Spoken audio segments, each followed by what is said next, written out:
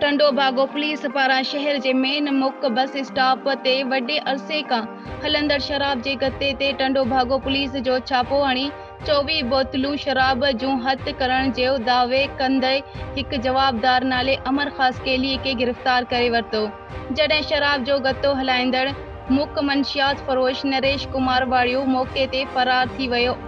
बेतरफ़ टंडो भागो पुलिस मूजिब गिरफ़्तार कयल संदसि मुलाज़िम अमर खासकेली ऐं मुख्य जवाबदार नरेश वाड़ियो मथे शराब जे एक्ट तहत केस दाख़िल कयो वियो आहे ऐं संदसि गिरफ़्तारी लाइ छापा जारी आहिनि।